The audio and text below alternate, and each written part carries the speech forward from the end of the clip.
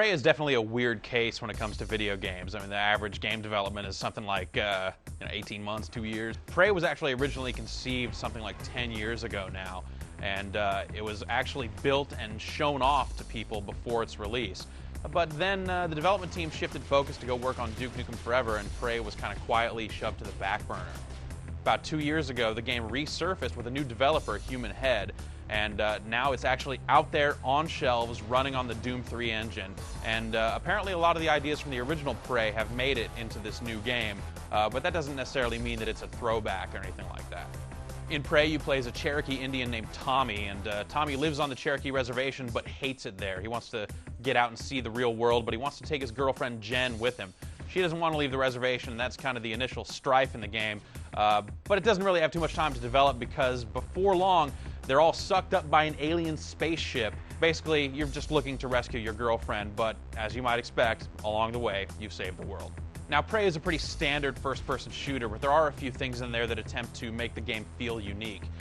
Chief among those are portals, and what this is basically a teleporter. Teleporters have been done before, but the portals in Prey kind of take it to another level. And what they do is they'll open up and you can actually see clear through to the other side. You can shoot right through them and fire weapons, toss grenades, and take out enemies on the other side of the portal.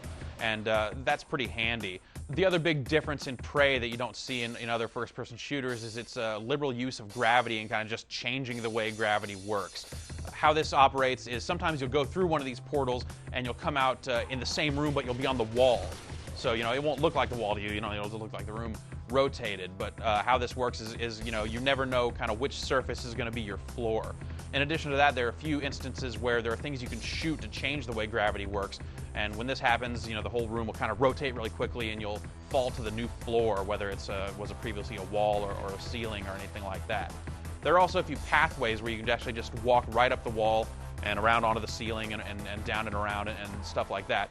And that's kind of cool because it lets you kind of hang from the ceiling. You'll see enemies either popping up on the ceiling where you have to take them out there. Sometimes they'll be down on the floor and you'll be kind of raining down from above. So it offers a lot of different perspectives. Unfortunately, neither the portal system nor the gravity really make drastic changes to what's otherwise a very straightforward first-person shooter. The game's very, very linear, so you're never really lost or anything like that. So, there'll be a bunch of portals, but there's never any question as to whether you want to go through this portal or go through a different portal. There's pretty much one portal, and they really might as well just be doors. The other thing that Prey does to try and set itself apart is introduce the concept of spirit walking. And basically, you don't start out with this power. Tommy doesn't really believe in the old Cherokee ways and all this mysticism and all that other crap.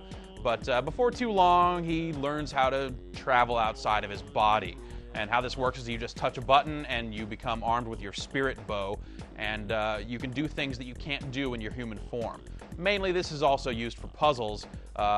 Basically, anytime you see a force field, you enter spirit walk mode and you can walk right through the force field, and there's usually a switch directly on the other side that you can use to turn off said force field.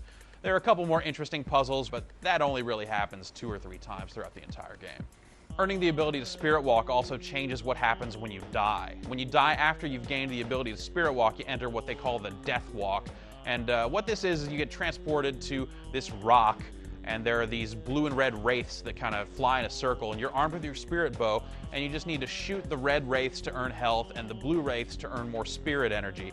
You only have maybe 15 or 20 seconds to do this before you're teleported right back into the game world, basically right where you died. So death really has no penalty here other than it taking a little bit of time for you to get back into the world of the living and proceed.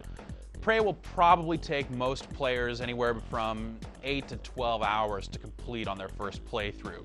The game's not very challenging, so you won't be encountering a whole lot of resistance, but the game is still of a pretty average length. For most players, probably around 8 to 12, somewhere around 10, somewhere around there. The Xbox 360 version does have the full 1,000 achievement points, and you get the majority of these actually just playing through the single-player game for the first time. Each time you beat one of the game's 22 levels, you'll get points, and these points start to increase as it goes on. You get more for beating the game on normal, and then of course more for beating it again on Cherokee.